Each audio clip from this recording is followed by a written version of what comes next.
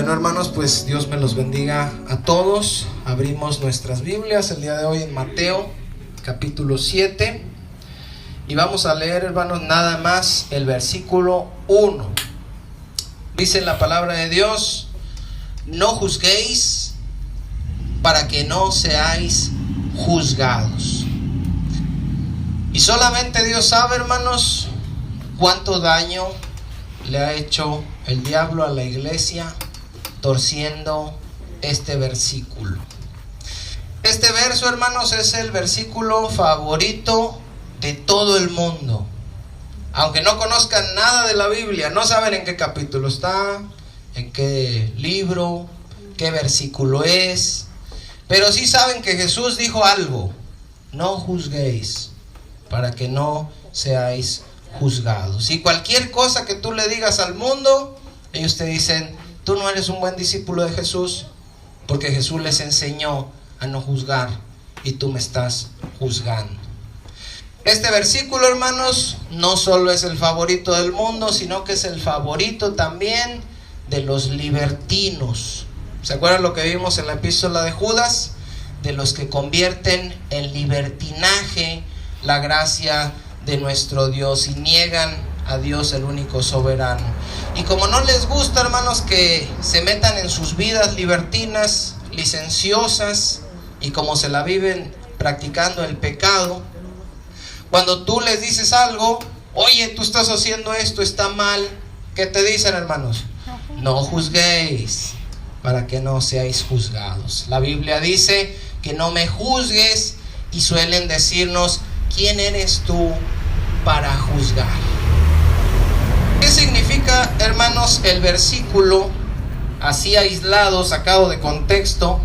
Si no leemos todo el sermón del monte, que es del capítulo 5 al capítulo 6, el capítulo 7, nada más lo agarramos así.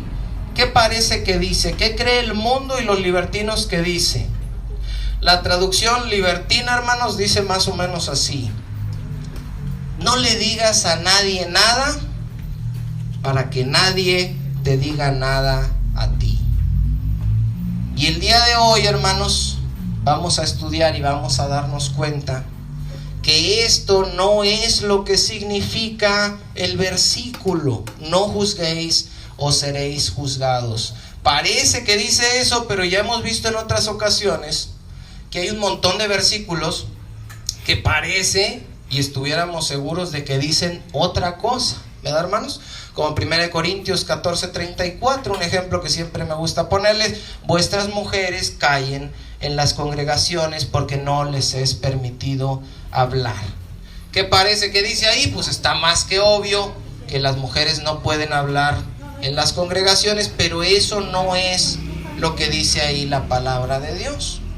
Ahora, probablemente, hermanos, esta mala interpretación pensaron los corintios que eso quiso decir Jesús, porque sabemos que la iglesia de los corintios, hermanos, era una iglesia donde había muchísimos problemas.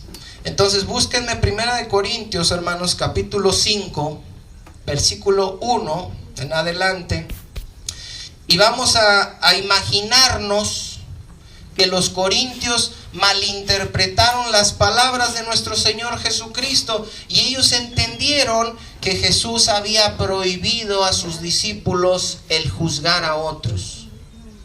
Que los corintios le entendieron a Jesús que Él dijo que nadie puede ni debe juzgar a otros, para que así ellos tampoco sean juzgados. Entonces los corintios dijeron: ok, entonces no le vamos a decir nada a nadie, y cada quien en la iglesia puede vivir y hacer y dejar de hacer lo que ellos quieran, y nosotros no les vamos a decir nada porque fue lo que Jesús enseñó. Bueno, resulta, hermanos, que ahí entre los corintios había un hombre que se congregaba, que se decía hermano, que se decía cristiano, que tomaba la cena del Señor, que se bautizó, que nunca faltaba a las reuniones, que siempre oraba, que daba su ofrenda, que daba su diezmo. Pero resulta, pequeño detalle, que estaba viviendo en fornicación.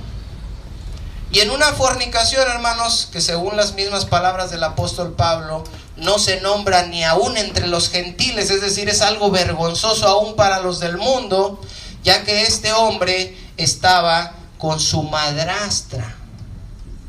La pareja de su papá, él se la quitó, ahora era su pareja y estaban fornicando ellos dos.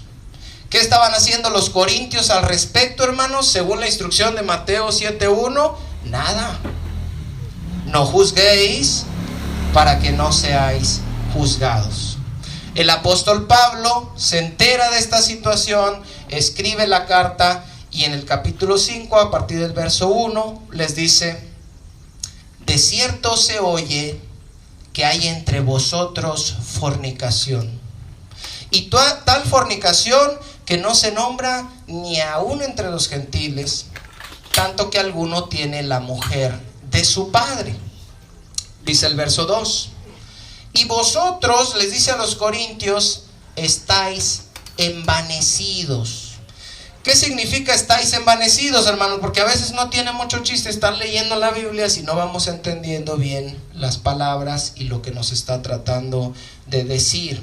Otra versión dice: ustedes están muy orgullosos de sí mismos. Dice. ¿Por qué? Porque a lo mejor los corintios decían: nosotros somos de los cristianos de los buenos. Nosotros sí obedecemos las palabras de Jesús, porque nosotros no juzgamos a nadie para no ser juzgados. Entonces se sentían muy orgullosos y decían: somos una iglesia verdadera, somos una iglesia obediente.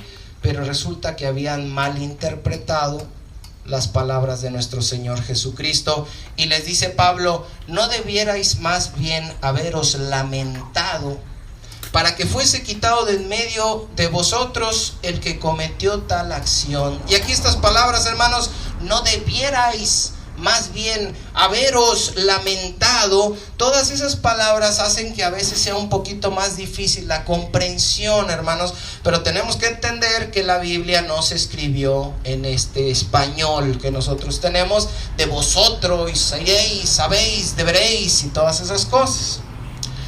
Pablo les está diciendo, según otra versión, deberían estar llorando de dolor y vergüenza y echar a ese hombre de la congregación. ¿Qué les está diciendo el apóstol Pablo que debieron haber hecho? Primero, haberse entristecido. ¿Por qué? Porque se dicen el pueblo de Dios, se dicen santos, se dicen un pueblo apartado, separado, escogido, y resulta que uno estaba fornicando con su madrastra. Dice Pablo: eso es vergonzoso. Ustedes se sienten orgullosos de no juzgar, pero están haciendo cosas que no se deben hacer. Debieron ya entristecerse por el pecado de él y echarlo de la congregación. ¿No es eso juzgar, hermanos? ¿Es eso juzgar? Ahora, fíjese bien lo que dice el versículo 3. Dice el apóstol Pablo: ciertamente yo, como ausente en cuerpo, es decir, no estoy ahí con ustedes, pero dice, presente en espíritu, ya como presente, ¿qué cosa, hermanos? Dice en sus Biblias: he juzgado. Y ahí me quiero detener un segundo para reflexionar, hermanos. ¿Qué hizo el apóstol Pablo con este fornicario? Lo juzgó. Pero Mateo 7:1 dice: no juzguéis para que no seáis juzgados. ¿Por qué Pablo juzgó su pecado? Dice: yo como presente he juzgado al que tal acción, al que tal cosa, ha hecho. Ahora, fíjense bien, hermanos. O el apóstol Pablo no le entendió a Jesús lo que Jesús dijo en Mateo 7:1: no juzguéis para que no seáis juzgados. O nosotros, hermanos, no le entendimos bien a Jesús. Solo hay esas dos opciones. ¿Cuál creen que sea la correcta? ¿Que el apóstol Pablo no le entendió a Jesús que no hay que juzgar y por eso anda juzgando? ¿O que los cristianos de nuestros tiempos son los que no entienden y por eso dicen, no juzguéis, no juzguéis, no juzguéis? ¿Quién estará mal? Pues nosotros, hermanos. Obviamente el apóstol Pablo fue llevado al tercer cielo y Jesús le explicó directamente a él el evangelio. Y si después de haber estado con nuestro Señor Jesucristo resucitado, Él tiene la autoridad, la obligación y está regañando a los corintios porque no juzgaron al fornicario y dice, pero lo voy a juzgar yo, entonces claramente nos damos cuenta que el no juzguéis o seréis juzgados de Mateo 7:1 no dice lo que nosotros interpretamos que dice. Ahora, la gente normalmente dice, tomando otro pasaje y sacándolo de contexto, la mujer sorprendida en el acto de adulterio. ¿Y qué le dice Jesús? El que esté libre de pecado, que lance la primera piedra. ¿Y qué nos dicen a nosotros? Tú no puedes juzgar a alguien, tú no puedes decirle a alguien que está mal, porque tú también eres pecador. Tú también tienes pecado. Y como tú tienes pecado, entonces, ¿con qué autoridad vas a juzgar el pecado del otro? Sin embargo, hermanos, yo les pregunto, ¿el apóstol Pablo era sin pecado? No. El apóstol Pablo tenía pecado, porque era un ser humano igual a nosotros. Sin embargo, aunque el apóstol Pablo tenía pecado, tuvo la autoridad para juzgar. De manera que es falso eso de que tú, el que esté libre de pecado. Ese pasaje también tiene un contexto, hermanos. Las palabras de nuestro Señor Jesucristo han sido manipuladas por Satanás y por los libertinos para poder supuestamente respaldar su vida en pecado con la palabra de Dios. Ahora, fíjense bien, todos somos pecadores. Aunque venimos a Cristo, hermanos. ¿Se acuerdan lo que les explicaba la otra vez de la teología liberal? Todos fallamos. ¿Quién de ustedes no falla? Todos fallan. Pero hay una diferencia, hermanos. Ojo con esto para que se lo aprendan. Hay una diferencia entre mancharse con el lodo y revolcarse en el lodo. Son dos cosas diferentes, hermanos. ¿Quién se mancha con el lodo viviendo en este mundo? Todos. ¿Quién se revuelca en el lodo? Aquellos que no son de Dios. Aquellos que están viviendo y que se deleitan en el pecado. El puerco, hermanos, el lodo lo siente sabroso, le gusta, se revuelca, se goza. Ahí dice, aquí me gusta estar. El que no es puerco, hermanos, se mancha, y más si trae unas vestiduras blancas, hasta se siente mal, se avergüenza y dice, híjole, me manché. Es algo que no le gusta. Entonces nosotros somos esos que se manchan porque seguimos fallando, pero no somos de los que se revuelcan en el lodo, de manera que tenemos autoridad, aunque seguimos fallando, para poder juzgar a aquellos que viven revolcándose en el lodo. ¿Quedó claro eso, hermanos? Bueno, no está prohibido juzgar las conductas pecaminosas de los hermanos. Eso primero quiero que quede claro. Dice el apóstol Pablo, fíjense en el versículo 4, hermanos. ¿Qué dice? En el nombre de nuestro Señor Jesucristo. Y ahí quiero detenerme también tantito, hermanos, para explicarles algo rápido. Tenemos un estudio aquí en el canal que se llama ¿qué significa orar en el nombre de Jesús? ¿Se acuerdan, hermanos? Si no se acuerdan ya bien, ahí lo pueden buscar, lo pueden oír. Ahí hablamos de cómo la gente piensa que orar en el nombre de Jesús es terminar la oración que se te ocurra y al final firmarla diciendo en el nombre de Jesús. Pero eso no significa, hermanos, orar en el nombre de Jesús. Orar en el nombre de Jesús es pedir algo como si lo estuviera pidiendo Jesús. ¿Cómo vamos a pedir algo como si fuera Jesús? Estando unidos a Él, porque Él es la vid y nosotros somos los pámpanos. Bueno, ¿por qué es importante decirles esto? Porque lo que va a hacer Pablo a continuación, hermanos, lo va a hacer en el nombre de nuestro Señor Jesucristo. ¿Qué quiere decir esto? Que Pablo lo que va a hacer ahorita, lo va a hacer en representación de Jesús, y lo va a hacer porque sería algo que haría el mismo Jesús. Fíjense bien. ¿Qué haría el mismo Jesús si viniera y viera la situación de los corintios? Dice, en el nombre de nuestro Señor Jesucristo, reunidos vosotros y mi espíritu, es decir, les dice, hagan una reunión. Dice, con el poder de nuestro Señor Jesucristo, el tal sea entregado a Satanás para la destrucción de la carne, al fin de que el espíritu sea salvo en el día del Señor Jesús. ¿Qué iba a hacer la iglesia de los corintios, hermanos? Lo iban a correr, lo iban a echar de la congregación. Estaban muy a gusto, estaban como si nada, decían, no, pues él es hermano, yo no lo juzgo. Está en fornicación con su madrastra. Sí, pero no juzguéis, no juzguéis. Y si alguno llegó a ir, oye Pablo, tú estás en fornicación, y yo, no juzguéis, no juzguéis. ¿Qué hace Pablo, hermanos? Dice, yo ya lo juzgué. Hagan una reunión y échenlo de ahí.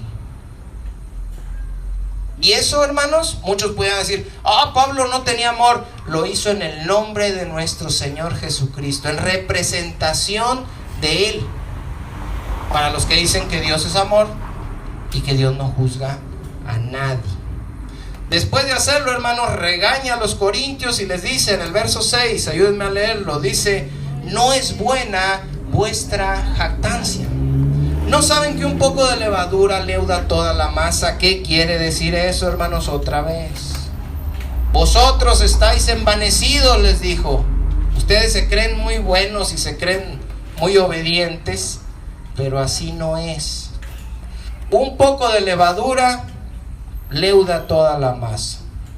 Y un cristiano que está metido en una congregación y que está abiertamente y sabido por todos en fornicación con su madrastra y nadie le dice nada, va a contaminar de pecado a toda la masa. Y todos los demás van a empezar a hacer cuanta cochinada se les ocurre y nadie se va a decir nada porque nadie se juzga. No juzguéis, no, oye, pero no juzguéis. Y el pastor con sus caguamas, pero no juzguéis, dice el pastor también. Y nadie se dice nada, porque todos se convierten en tapaderas de todos.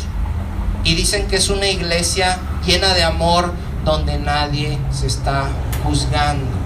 No, hermanos. La iglesia debe de ser un lugar santo.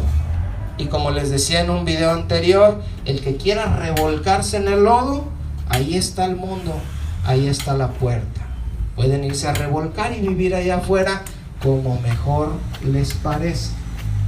Les dice en el verso 7, límpiense pues de la vieja levadura para que sea nueva masa, sin levadura como sois.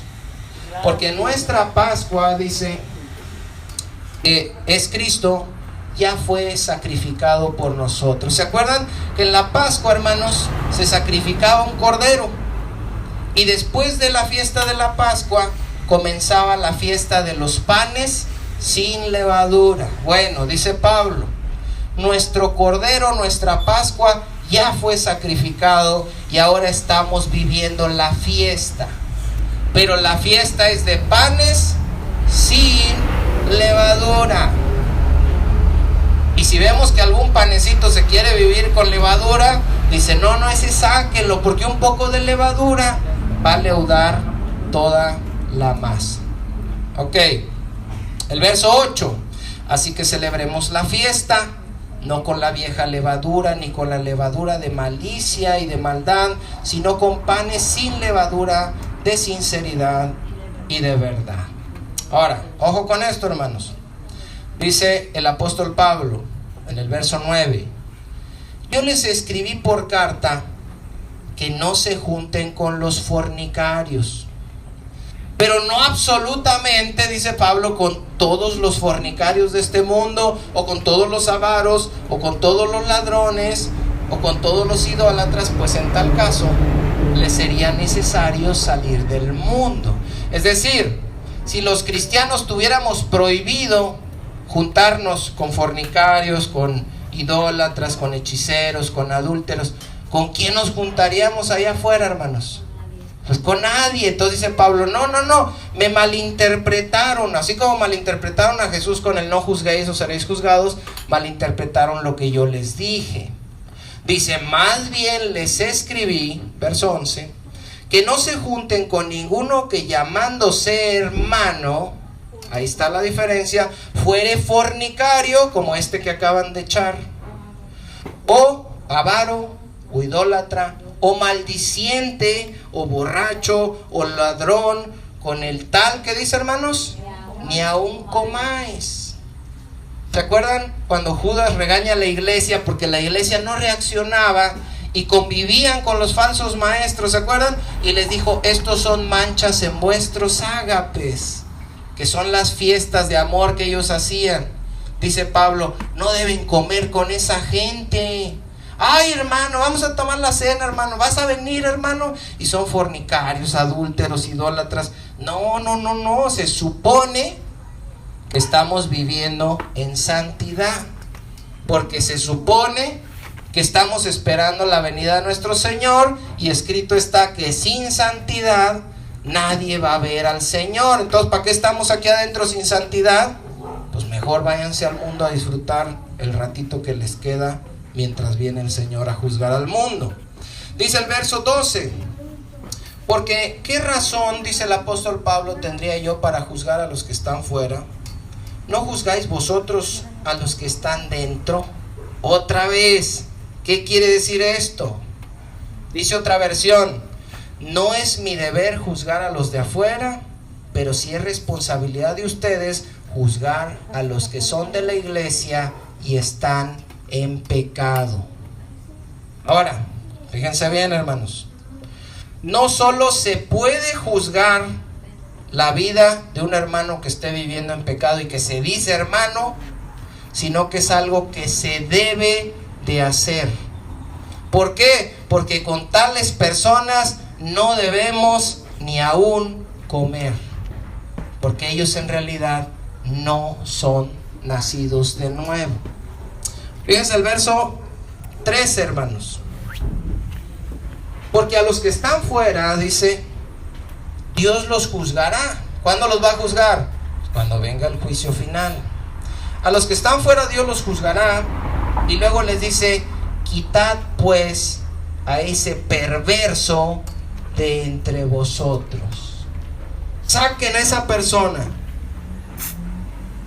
De manera que vemos, por ningún lado Pablo está respaldando el supuesto no juzguéis o seréis juzgados que predican en la teología liberal, que predican en la iglesia Rivera Arena, que predican en un montón de lados. No juzgues, todos somos pecadores, nos debemos amar, no juzgar.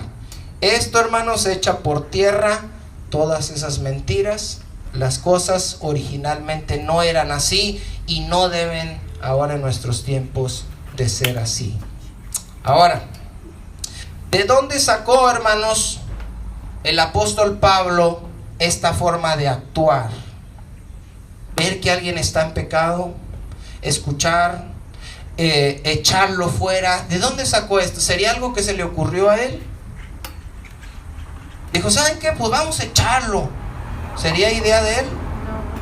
Todo lo que el apóstol Pablo hacía, hermanos, estaba basado en el Antiguo Testamento. Y quiero que me ayuden a buscar rápido Deuteronomio, capítulo 17, desde el versículo 2. Deuteronomio es el quinto libro de la Biblia, hermanos. Está Génesis, Éxodo, Levítico, Números, Deuteronomio. Capítulo 17, versículo 2. Fíjense bien, porque de aquí el apóstol Pablo se basó para hacer lo que hizo en la iglesia de los Corintios. ¿Lo encontraron, hermanos? 17:2. Fíjense bien, vamos a irlo leyendo juntos. Yo les explico, pero mantengan ahí sus ojos en la palabra, hermanos. Cuando se hallare en medio de ti, dice Dios, en alguna de tus ciudades que Jehová tu Dios te da, y esto lo podemos interpretar cuando se encontrara en alguna de las congregaciones, bueno, dice, hombre o mujer, ¿hay racismo en esto, hermanos? Digo, ¿hay machismo? No. Dice, esta ley va a ser pareja, hombre o mujer. Cuando se encuentre, dice, hombre o mujer que haya hecho mal ante los ojos de Jehová, dice, mal ante los ojos de Jehová, de Dios, perdón, traspasando su pacto, que hubiere ido y servido a dioses ajenos, que se hubiera inclinado a ellos, ya sea al sol, a la luna o a todo el ejército del cielo. Aquí está hablando, hermanos, de alguien que cometió idolatría.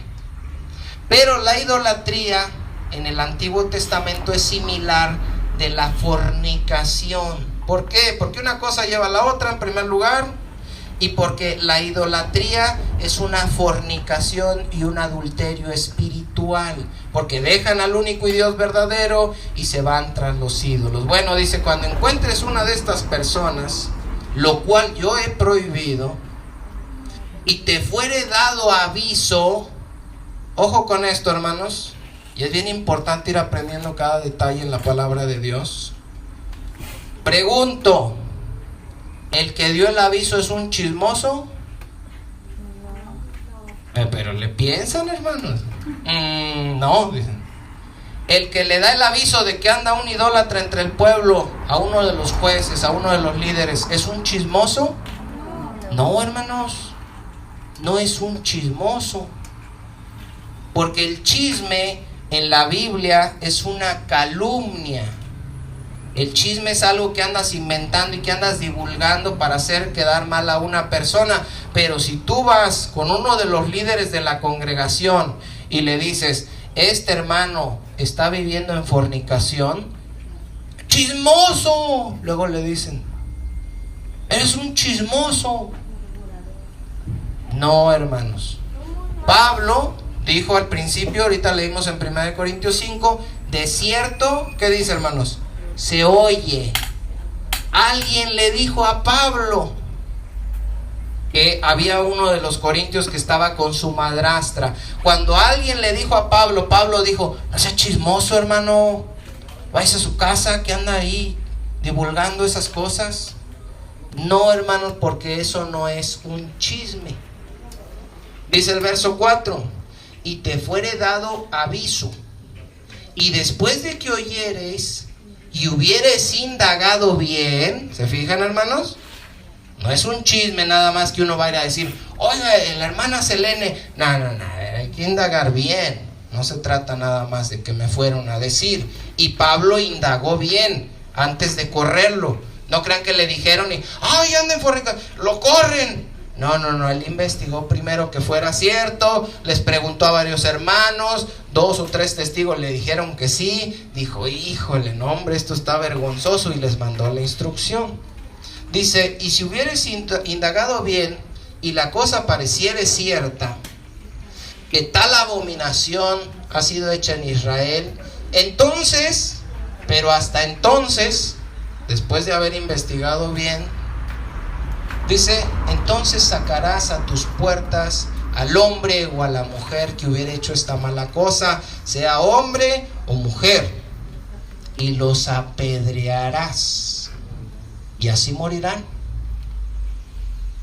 Ahora, en nuestros tiempos, hermanos, no se espanten, no vamos a apedrear a nadie, no.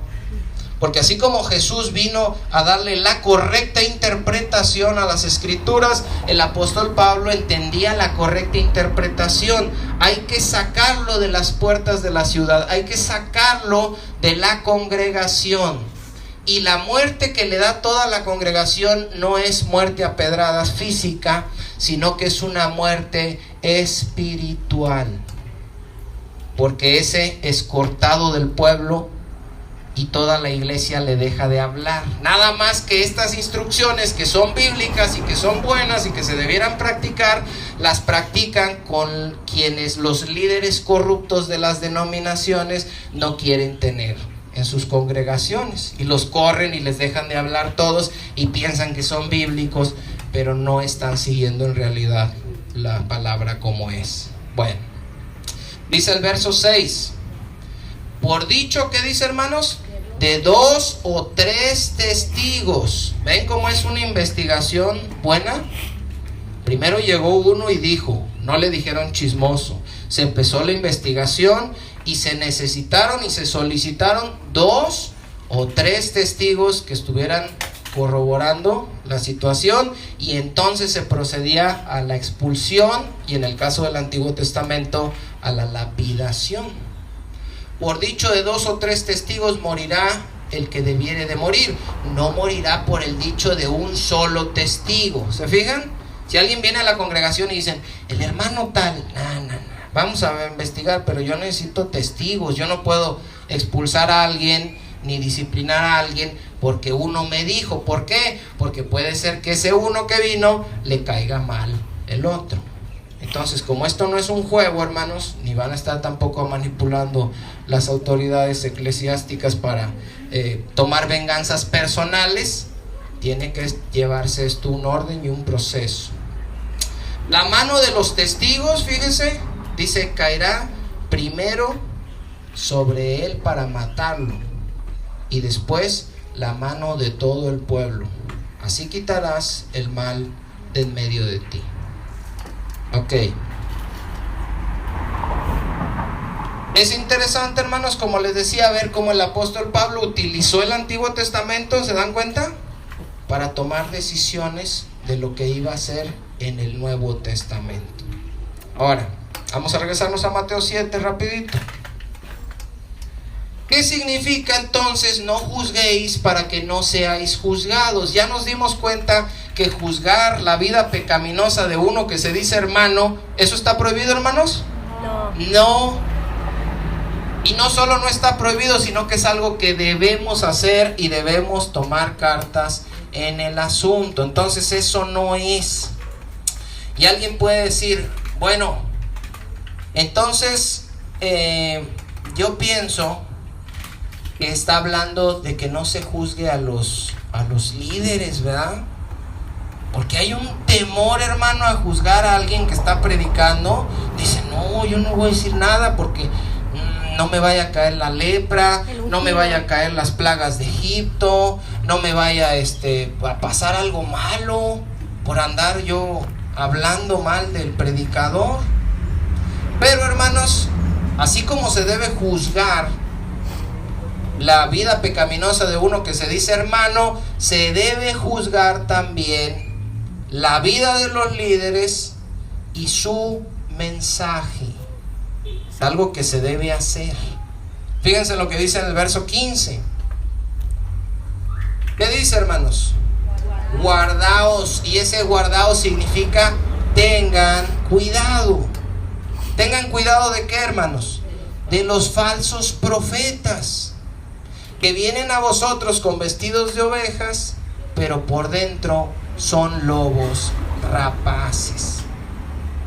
Entonces, según en el versículo 1, Jesús está diciendo, no juzguen a nadie para que no sean juzgados. No le digan nada a nadie, no critiquen a nadie. Pero en el verso 15 del mismo capítulo les dice, tengan cuidado con los falsos profetas. Entonces el pueblo de Dios, hermanos, tiene la obligación de juzgar, de discernir quién es de Dios y quién no es de Dios. Ahora fíjense, esta tarea es un poco complicada. ¿Por qué? Porque los falsos profetas no llegan a las congregaciones diciendo, soy un falso profeta, sino que se presentan como vestidos de ovejas.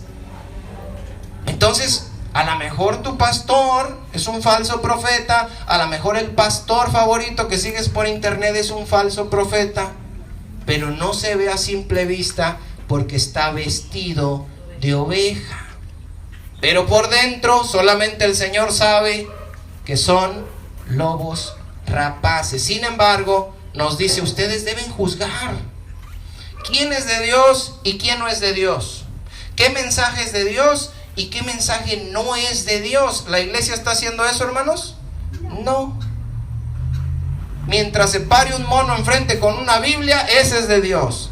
Y la burrada y media que se le ocurra decir, amén, porque también es de Dios. Oye, pero a lo mejor lo que él dijo, no juzgues, es el siervo, el Señor. Es que aquí los hermanos, yo veo que todos, no juzguéis. Es que la Biblia dice, no juzguéis o seréis juzgados. Y una torcedera de versículos, hermanos, que ha dado como resultado una apostasía en la que estamos viviendo y un montón de iglesias libertinas cayendo en tiempos de apostasía, como lo veíamos la semana pasada en el estudio, como Gomorra como Sodoma, y semejanza a Gomorra. En Isaías 5, hermanos, 20, yo me imagino que ustedes se lo saben, dice, de los que a lo malo llaman bueno y a lo bueno malo, que hacen de la luz tinieblas y de las tinieblas luz, que ponen lo amargo por dulce y lo dulce por amargo. ¿Qué quiere decir esto, hermanos? Hay de los que no disciernen, hay de los que no juzgan entre una cosa y otra. ¿Ves luz? Alguien que te está hablando de verdad. ¿Ves tinieblas? Un lobo rapaz. Y dices, los dos son de Dios. Ay, dice el Señor, cuando el pueblo no distinga y no juzgue, supuestamente obedeciendo a Jesús. Dice Hebreos 5:14, hermanos, no se muevan de ahí, yo se los leo.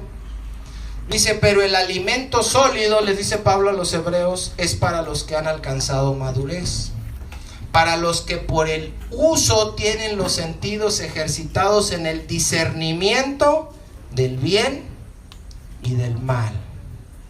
Una persona madura, hermanos, que conoce la palabra, que tiene una relación con Dios, sabe distinguir entre un profeta de Dios y un falso profeta, entre la palabra de Dios y las mentiras retorcidas de Satanás. Debemos tener cuidado y poder juzgar todas esas cosas. Ahora, ¿cómo vamos a saber, hermanos, quién es lobo y quién es oveja? ¿Alguien que me diga? Por sus frutos. Dice el versículo 20, ahí mismo donde estamos en Mateo 7. ¿Qué dice, hermanos? Así que por sus frutos los conoceréis. Si en su vida están viviendo en adulterio, en fornicación, en avaricia, en idolatría, en hechicería, ¿son de Dios? No. Ahora, fíjense bien, una pregunta válida. Ustedes pueden decir, ok, pero ¿cómo voy a reconocer un lobo de una oveja si no conozco yo su vida? Yo no lo conozco a él.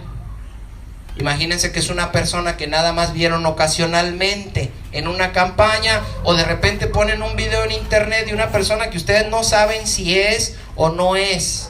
¿Cómo van a juzgar si es o no es? Por lo que está diciendo, hermanos. Porque dice la palabra de Dios que de la abundancia del corazón habla la boca. Si empieza a hablar de dinero, si empieza a hablar de prosperidad, si empieza a declarar, si empieza a arrebatar, si dice que la gracia nos cubre para que no nos juzguemos, que no debemos juzgarnos, sino amarnos, que Dios quiere que todos estemos unidos, tú te das cuenta inmediatamente que ese predicador no es de Dios. Ahora, búsqueme 1 Corintios 14, hermanos. 29. 1 Corintios 14, 29. Me dicen con un amén cuando lo tengan, hermanos.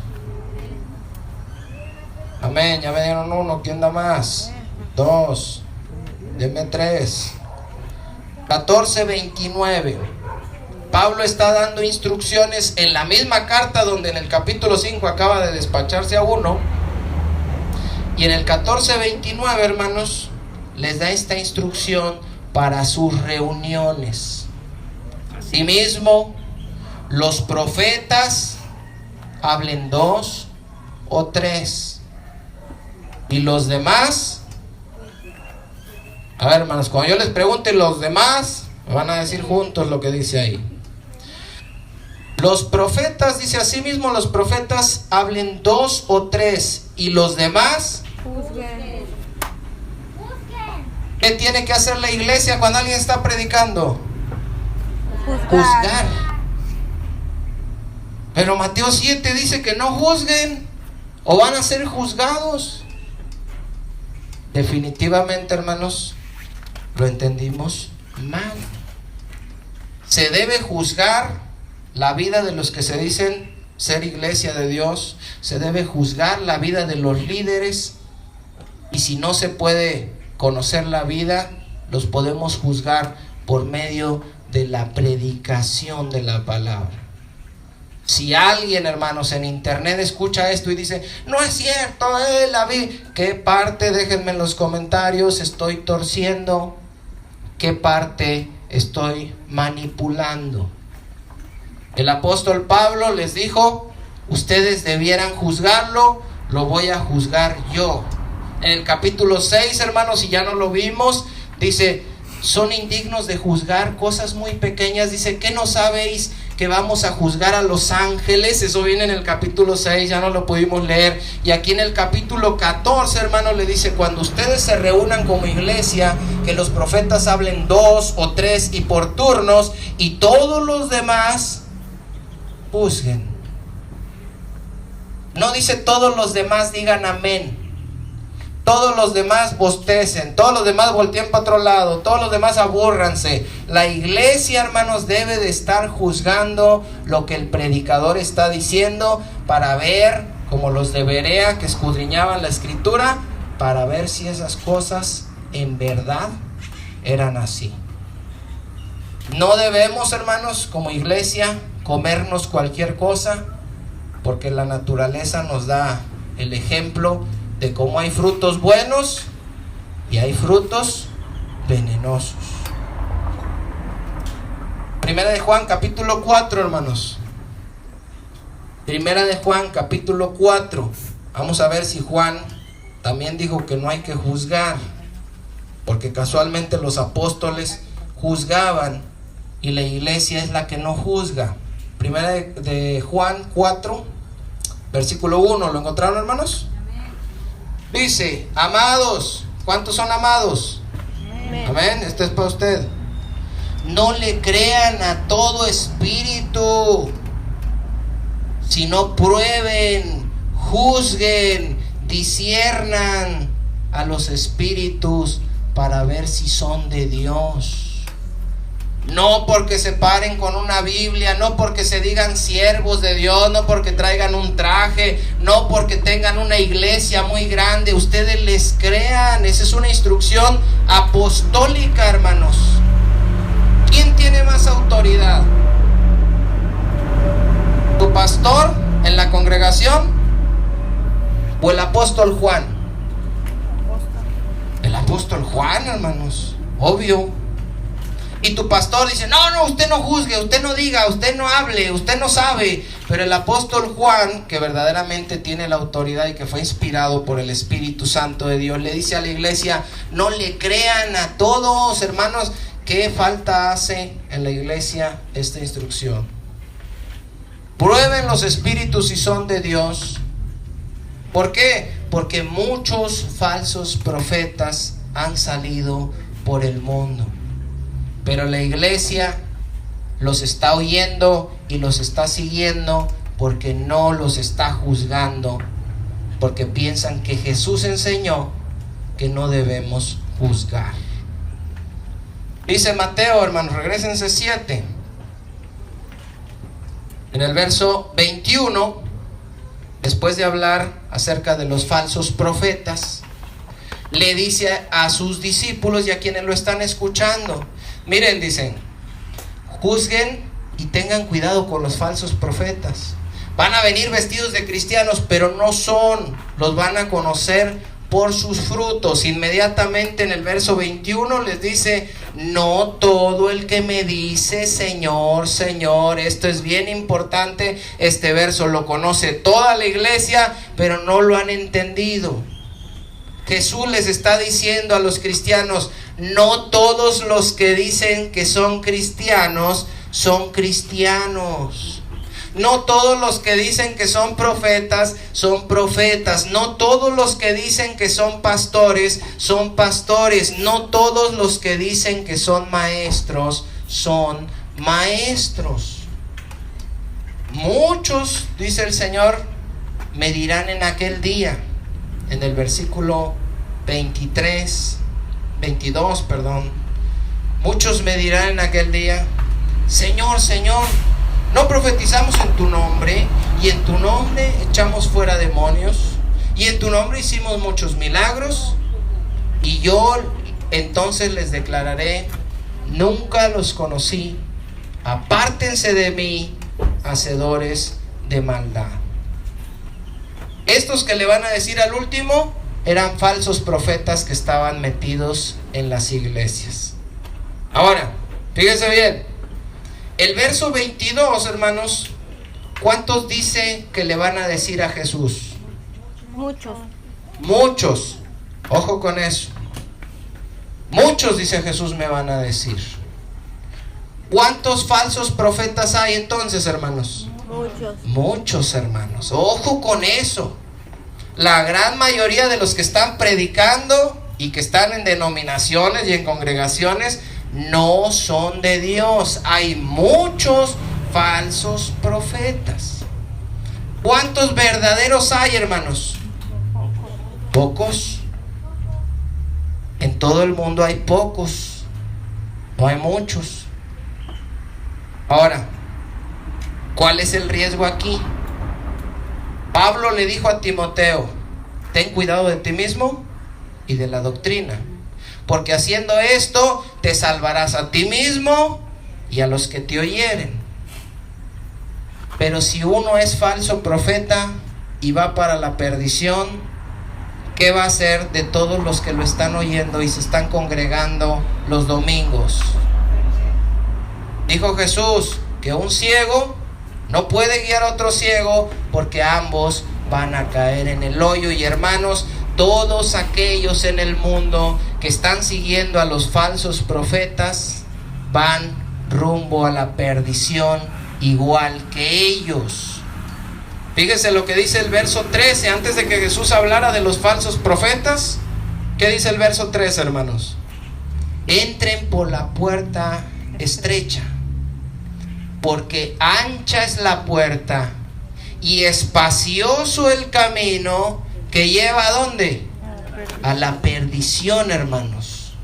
Si tú te vas siguiendo unos de estos que Jesús les dijo: nunca te conocí, vas a ir atrás de ellos a la lumbre. Muchos, dice, grande es el camino ancho que lleva a la perdición. Y luego, ¿qué dice, hermanos? Y muchos. ¿Cuántos se van a ir por ahí? Muchos. ¿Por qué se van a ir muchos? Porque están siguiendo a los falsos profetas. ¿Y cuántos son los falsos profetas? Muchos. Entonces se van a llevar a muchos al infierno. A muchos que están metidos en las congregaciones cantando, alabando, diciendo amén. ¿Se acuerdan la semana pasada? Dijo el Señor en Isaías 1: ¿para qué me sirven tus sacrificios? ¿Para qué me sirve que te congregues? ¿Para qué me sirve que hagas esto y aquello? Si la vida que estás llevando es una vida de maldad. Por eso les dice: apártense de mí, hacedores de maldad. Dice el verso 14: porque estrecha es la puerta y angosto el camino que lleva a la vida. ¿Y qué cosa, hermanos? Pocos. Digan conmigo: pocos, hermanos. Pocos. ¿Cuántos falsos profetas hay? Muchos. ¿Cuántos los van a seguir? Muchos. ¿Cuántos verdaderos hay? Pocos. ¿Y cuántos los están siguiendo, hermanos? Pocos, hermanos, están escuchando la verdad, y pocos están viviendo una vida verdadera y pocos están caminando por el camino angosto. Muchos se van a perder, hermanos, de los que se decían cristianos, porque se fueron por la puerta ancha. Se fueron siguiendo a los falsos profetas. ¿Por qué? Porque no los juzgaron. ¿Por qué no los juzgaron? Porque el diablo los engañó y les dijo que Jesús había enseñado en Mateo 7:1, no juzguéis para que no seáis juzgados. Y por eso no juzgaron la vida llena de pecado de los miembros de la congregación en donde estaban. Por eso no juzgaron a los líderes. Y por eso no juzgaron la predicación. Y por no haber juzgado, hermanos, para que veamos la importancia que tiene juzgar y por qué el diablo ha hecho esa estrategia, por no haber juzgado, van a terminar en el infierno. Por eso Jesús concluye aquí el Sermón del Monte diciendo: a cualquiera pues que me oye estas palabras y las hace, le compararé con un hombre prudente que edificó su casa sobre la roca. Descendió lluvia y vinieron ríos y soplaron vientos y golpearon contra aquella casa y no cayó, porque estaba fundada sobre la roca. Era alguien que sí juzgaba. Era alguien que tenía cuidado de los falsos profetas. Era alguien que iba por el camino angosto. Era alguien que había juzgado la predicación y que sabía que por el fruto, ya sea la vida o la predicación de la persona, podía saber quién era de Dios y quién no.